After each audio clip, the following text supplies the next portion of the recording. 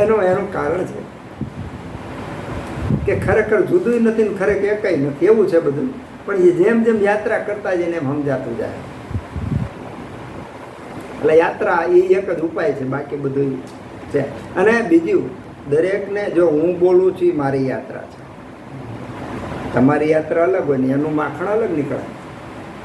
તમે 10 ઘેરે માખણ ખાવ ને તો 10 ઘરનું માખણનો ટેસ્ટ અલગ હોય. 10 ઘરની છાશ પીવો ને હાથે બધે 10 ઘરની છાશ અલગ અલગ હોય. જો એ અલગ અલગ હોય તો પછી આ તો આપણું નવનીત અંદરનું તો અલગ અલગ જ હોય ને. એટલે અલગ અલગ તમે યાત્રા કરો ને એમાં બધું સમજાતું જાય. પછી મજા શું આવશે ખબર છે? શાસ્ત્રોએ જે વાત કરી ને એને એમ થાય કે ઋષિમુનિઓએ હવે એટલી જ વાત કરી એમ થાય. ખરેખર એટલી બધી મોટી વાત છે, એટલી બધી વાત છે ને કે આપણે નથી સાગરને ગાગરમાં ભરી દીધો આ અષ્ટાંગ હૃદય.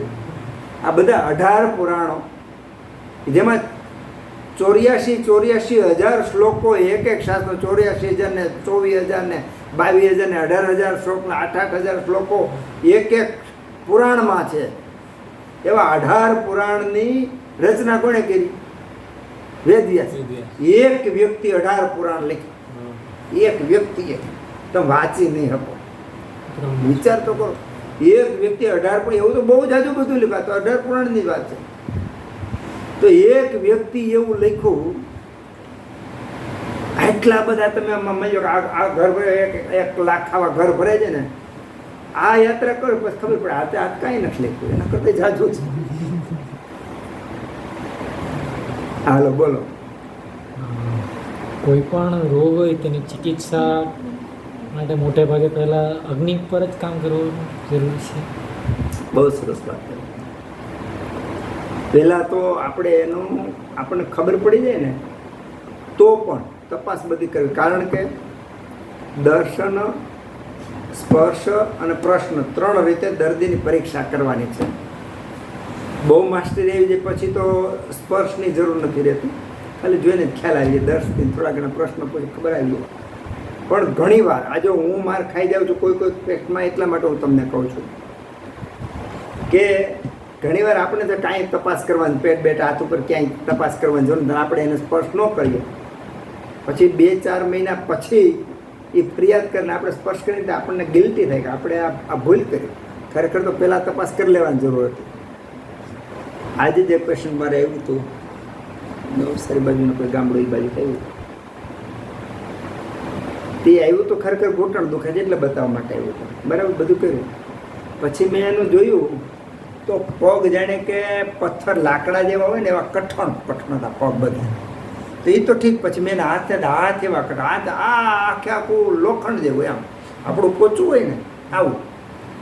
તો જો સ્પર્શ ન કર્યો હોય સીધો આપણે દવા દઈ દઈએ તો એટલે જેટલી આપણને કીધા પગથિયા બધી તપાસ કરી લેવા જોઈએ. દર્શન, સ્પર્શન, પ્રશ્ન આ પૂછી લેવા જોઈએ. પછી આપણને એમાંથી ખ્યાલ આવે કે ભાઈ આમાં શું તકલીફ છે ને એનું કારણ શું છે. તો પહેલાં તો કારણ જે હોય એને દૂર કરવાનું. માની લો કે એને ખાટું તીખું બહુ ખાવાની ઈચ્છા થતી હોય ને બધું ખાતા હોય અને એસિડિટી હોય તો આપણે સીધું ખબર પડે ભાઈ નિદાન તું પરિવર્જન, જેના કારણે જે લક્ષણો થતા હોય એ કારણને પહેલાં દૂર કરવું. એટલે ખાટું ખારું તીખું ખાતા હોય તો એની બંધ કરવું પડે. ગુસ્સો કરે તોય પિત્ત વધે, એ બંધ. ઉજાગરો કરે પિત્ત વાયુ 2 વધે, તે બંધ કરો. તો એણે શું બંધ કરવાનું? તો પહેલાં નિદાનનું પરિવર્જન કરવાનું.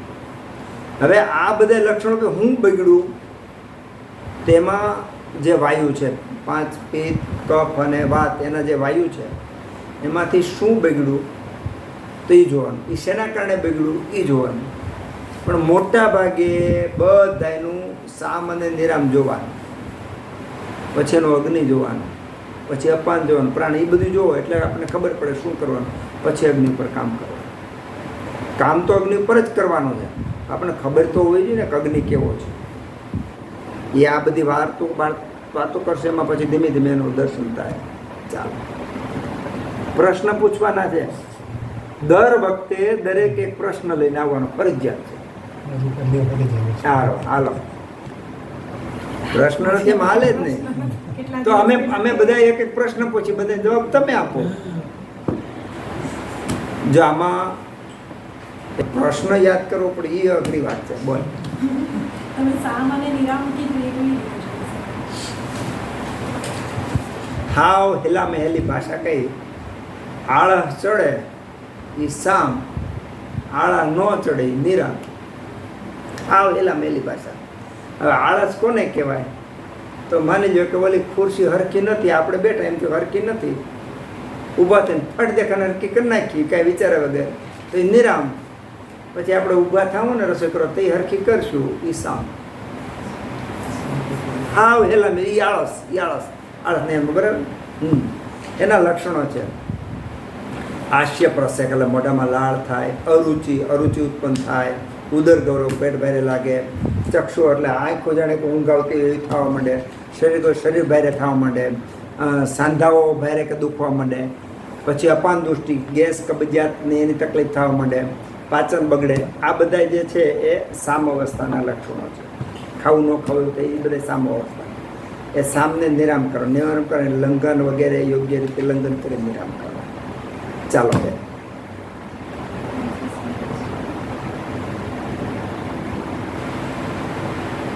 યાદ કરી લેતા હું તમે બોલો.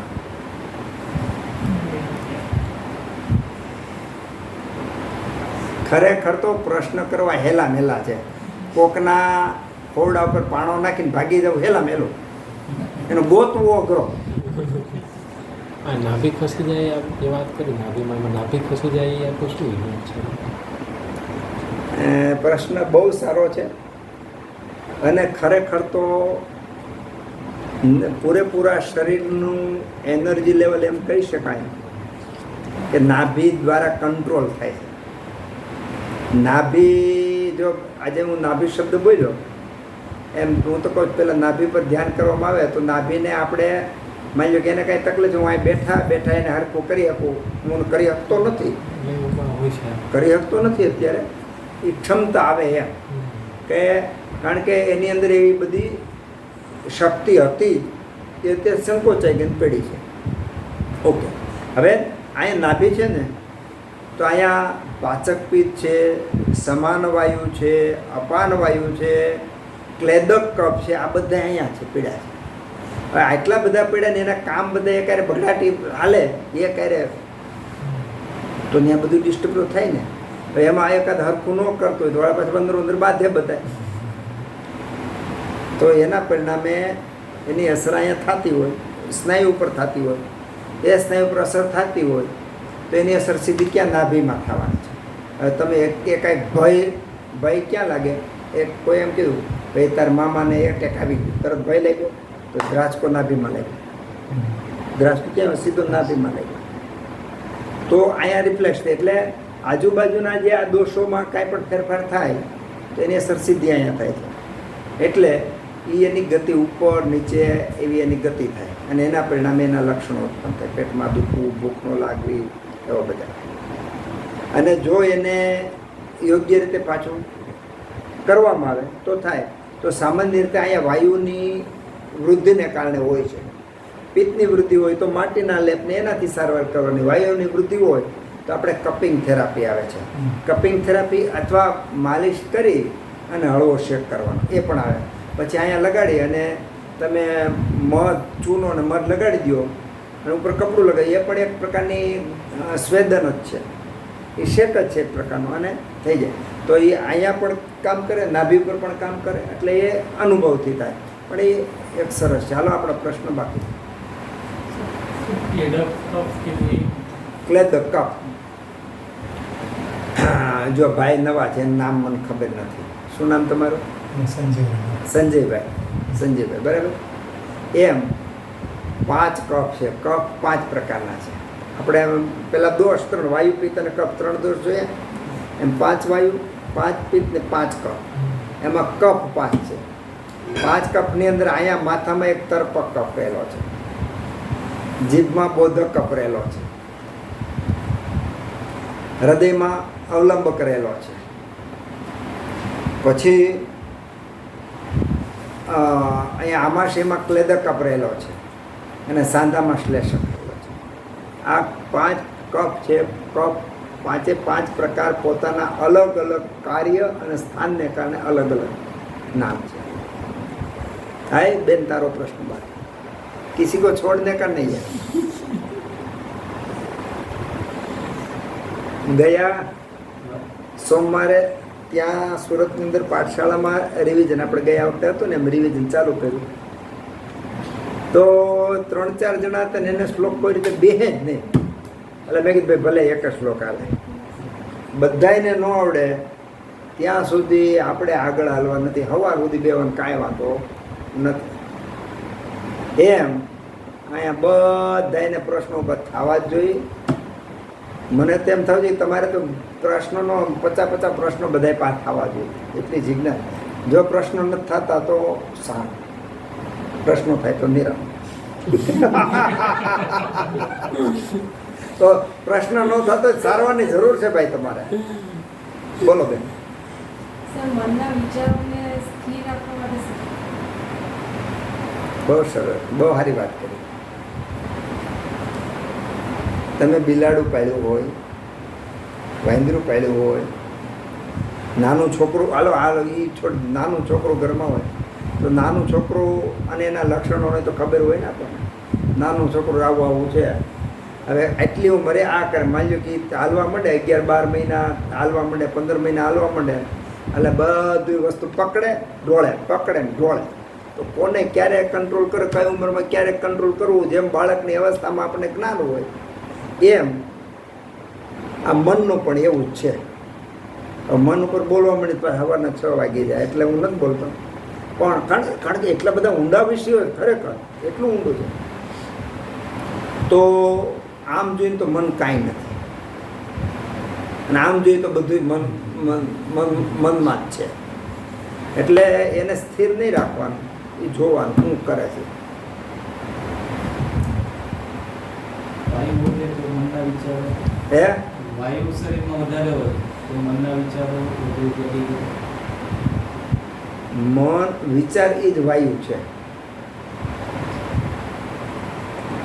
જો આ જે બહાર દેખાય ને આ વાયુ છે, એના કરતાં સૂક્ષ્મ વાયુ અંદર છે, એ વિચારના રૂપે કામ કરે છે. એ ક્યારેક સમય મળશે, પણ એક તમારે તૈયારી રાખવાની. પછી કારણ કે ક્યારેક અમુક વિષય એવા આવે ને કે અધૂરો ન મૂકી શકે. અધૂરો મૂકીએ ને તો એમાં તમને કોઈ સમજ નહીં પડે. આજે આ વિષય અધૂરો મૂકવો પડ્યો મારે, કારણ કે તમારી મંજૂરી નહોતી લીધી. અને બીજી વસ્તુ, આવા વિષયો ક્યારે કેટલા ઉગે નહીં નક્કી ન હોય. આ લોકોનો બાકી પ્રશ્ન તારો બાકી નાભી સંકોચાઈ જાય, એમને ફ્લેટ થઈ જાય, તેને શું થાય? જો ઉંમરવાળામાંથી હવે એમાં છે ને નાભીનું દેખાય જ નહીં. નાભીનું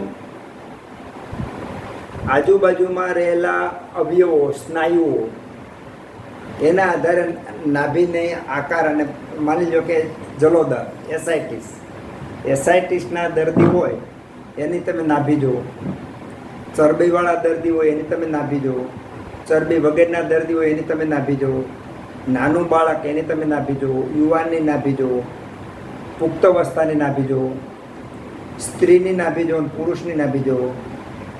સ્ત્રીમાં પાછી અવસ્થા પ્રમાણેની નાભી અને બધું બદલે છે. તો એની આજુબાજુમાં રહેલા સ્નાયુઓ અને એના જે અવયવો, એના દબાણ અને પેલાને કારણે એને આકાર વધઘટ થાય છે. આખું સંકોચાઈ જ ગયેલું, હે આખું સંકોચાઈ જ ગયેલું.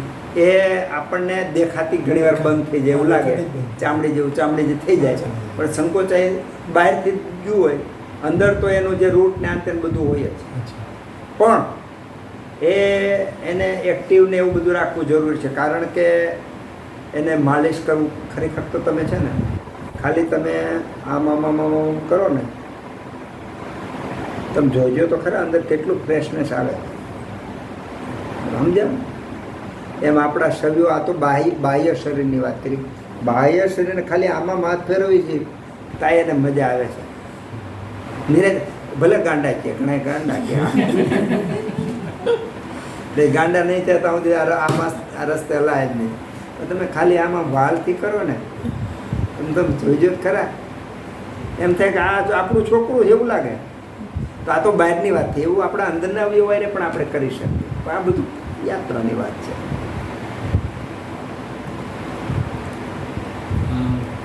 સુવર્ણ પ્રસન્ન કેન્દ્ર પહેલાં ચલાવતા ને એટલે બધા આવે ને તો ઘણીવાર કોઈ એમ કહે કે મને આ થયેલું છે, એટલે અમે એમ ખાલી દવા તો નહીં કહીએ પણ જેનું કારણ ખબર હોય અમને કે હું આ ખાવા થતું છે તો તે છોડી દઈએ એટલી અમે સલાહ આપતા.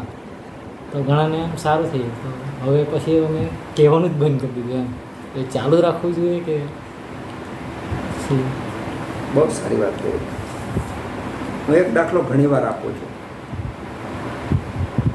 કે આગળ 7-8 સાપ સામેના બાજુ ગયા છે, કોબરા ને એવા ડેન્જર,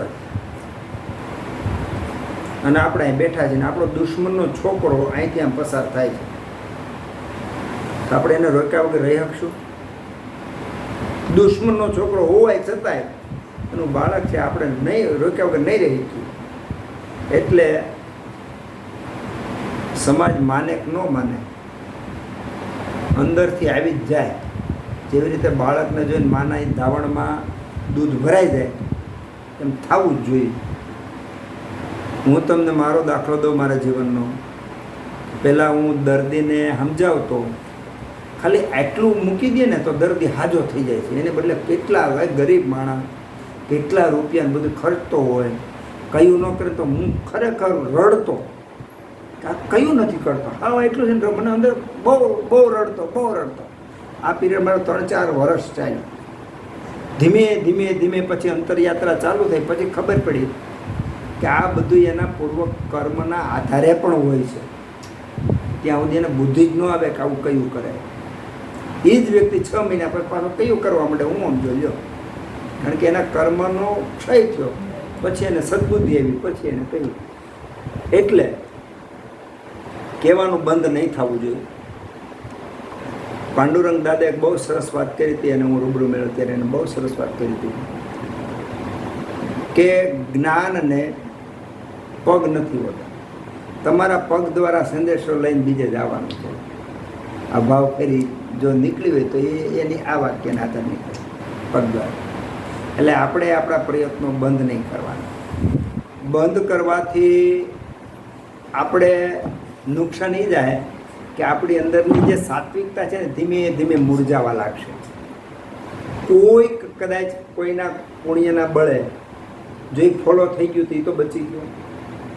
હવે માની લો કે આજે આપણે આ વર્ગ ચાલુ કર્યા, એ જો પોસ્ટમાં ક્યાંય ન હોત ને હું યજ્ઞેશ બે બેઠા બેઠા વાતો કરી હોત તો કોઈને ખબર પડત નહીં. પણ આપણે બધાને કીધું તો જેને રસ હતો એવા કીધું તો એવા ને, ન કીધું તો અમે બે જ હોત તો કહેવાનું. જે થાય એમાં ને બીજું એક હાર એવું કાર્ય કાંઈ પણ ઈચ્છા થાય ને જાહેર કરી દેવાનું, કરવાનું. પરિણામ ગમે. ગયા મહિને મોટી શિબિર તરીકે જાહેર કરી હતી આપણે, અને એમાં 150-200ની સંખ્યાનું અનુમાન હતું. પણ પેટ્રોલ ને મોદીની જાહેરાતને બધાને કારણે મનમાં નક્કી કર્યું આનું મોટિવેશન કરવું નહીં. સુષુપ્ત સ્થાવરે છેલ્લે જરૂર પડતો શિબિર કેન્સલ કરવી, કદાચ કોઈને પેટ્રોલ ન મળે એવી પરિસ્થિતિ આવે તો શિબિરાથી ટોટલ 10 વત્તા એક નાનો બાળક 11 થયા, ટોટલ એકલા થયા. બરાબર. તો પણ જે 200માં મજા આવે એટલી જ પાછી 10માં મજા આવી. બરાબર. અને ન કરી હોત તો કરવા. અને માની લો કોઈ એક કામ આપણે નક્કી કર્યું કે આપણે દર મહિને 1 ઝાડ વાવવું એવું નક્કી સંકલ્પ કર્યો. દાખલા તરીકે 1 મહિનો વાવ્યું, 2 મહિના વાવ્યું, 3 મહિના વાવ્યું, પછી આપણને આળસ થઈ ગઈ, પછી ન કાંઈ નહીં પણ 3 તો વાવ્યા. એટલે આવું સારું કામ કરવાનું કાંઈ પણ થઈને ચાલુ કરી દેવાનું. અને ઘણી વાર છે ને ધક્કો લાગે. તમે જાહેર કરી દો ને, એક તો પેલા આવી વસ્તુ બહુ મોટી જાહેર કરી દેવાની, અડધું કામ તો શરમે ધર્મે તમે કરશો. તમે જાહેર કરી દો ક્યાં જાઓ, એટલે સારું કામ તો જાહેર કરી જ દેવાનું.